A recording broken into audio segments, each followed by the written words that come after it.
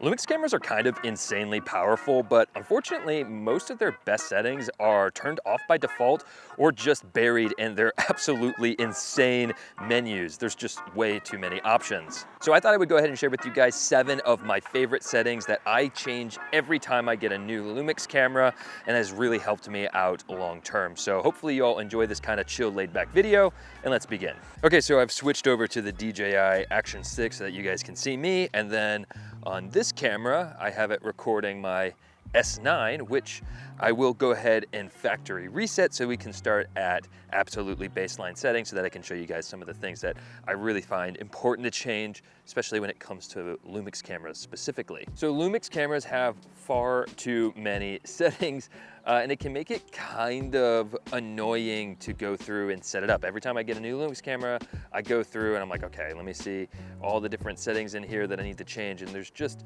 so many. Now, one of the very first things that I'm actually going to change, one of the cool things about LUMIX is this SS gain operation. So that's in the video box in image quality 2, SS/gain operation. And right now it's in seconds and ISO. I'm gonna switch that to angle and ISO. And what this is going to do is it's going to switch the camera into shutter angle rather than shutter speed. And this is what's going to allow me to get into a 1/180 shutter. And it's going to give you the smoothest possible motion blur. And it's always gonna remain at the perfect shutter angle, or 180 degrees, because when you switch it from 24 frames to 60 frames, normally you'd have to change your shutter speed to match that. Now I don't have to remember that. As long as it's at 180 shutter, it'll always be perfect. So that's definitely the first setting that I change in my LUMIX cameras. Now, another one that is really annoying is this constant preview setting. So I go into my gear setting and then I work my way down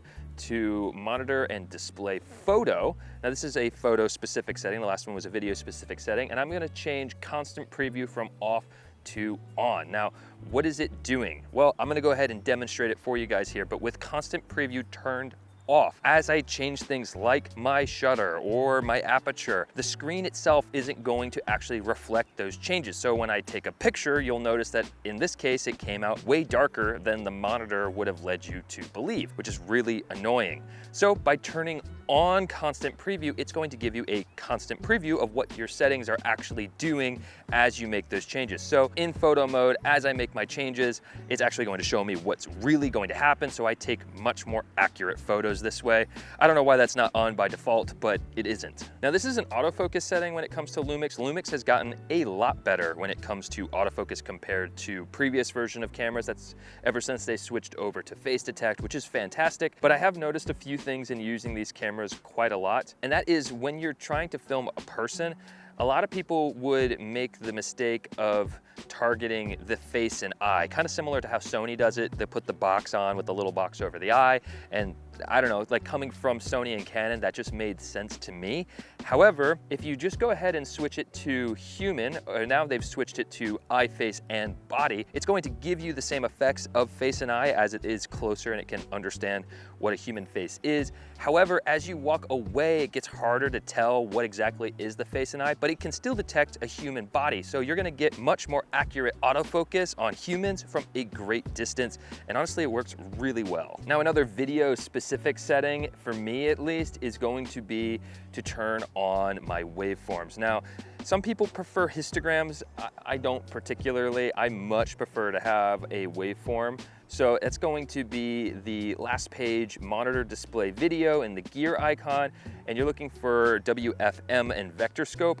You can also turn on a vector scope. I, again, prefer my waveform. And what's cool about this is you can actually select the size you want it to appear. So if you're really wanting to make sure that your exposure is perfect, you can make it as large as you want. I actually prefer it to be as small as possible, and then I just kind of tuck it away in the corner. Maybe one size bigger actually would be pretty nice. And now your waveforms would appear right here. And this is just going to help you get much better exposure on these cameras. I always say that when it comes to LUMIX, and if you're shooting in Vlog or an ARRI you're gonna want to expose just a little bit hotter than absolute neutral 0. So that's normally +1, but having the waveforms as an absolute value definitely helps a lot. This is a big one to me. Again, video specific, but it just makes such a huge difference. So in the factory reset here, Actually, I'm gonna go ahead and set this to MOV instead of MP4 Lite.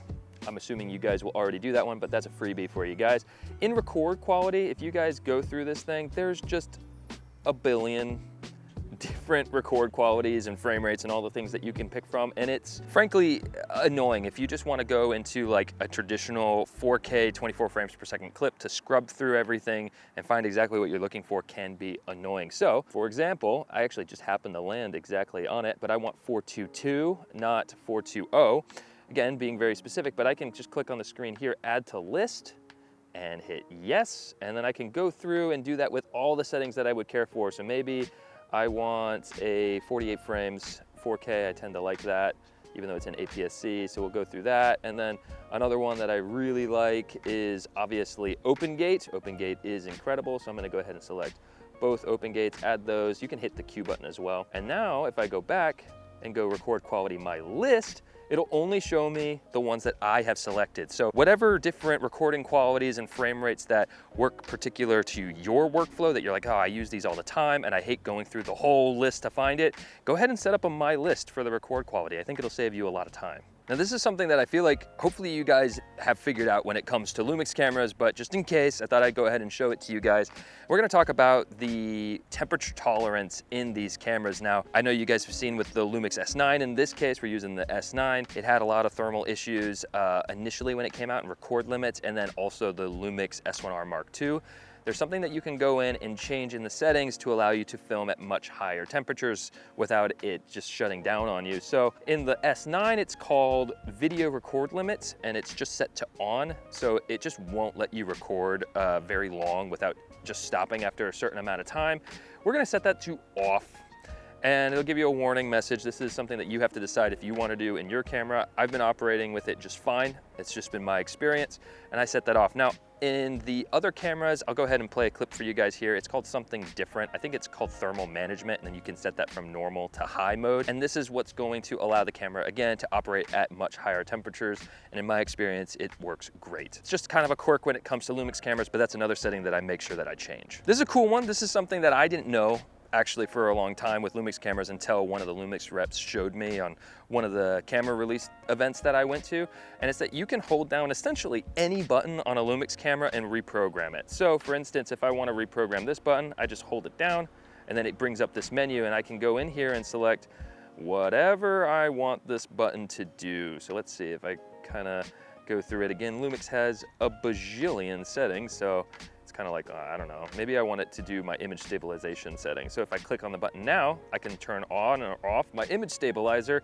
But if I didn't like that for some reason, I can hold it down. It remembers where I was, which is pretty great.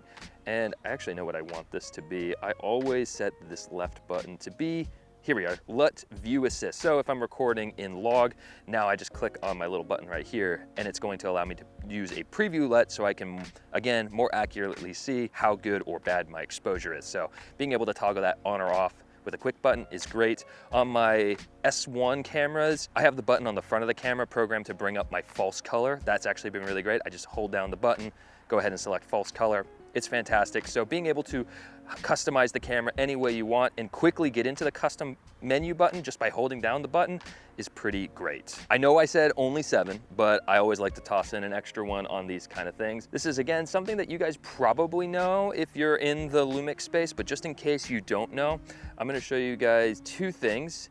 This first one, you probably know, but we'll get to the second one that's more important. So, I like to shoot with anamorphic lenses. It's one of the cooler things that these Lumix cameras allow us to do. So in the camera itself, you're allowed to do a D-squeeze. So you can go in and select whatever your D-squeeze would be for your lens. I often shoot with 1.5x lenses.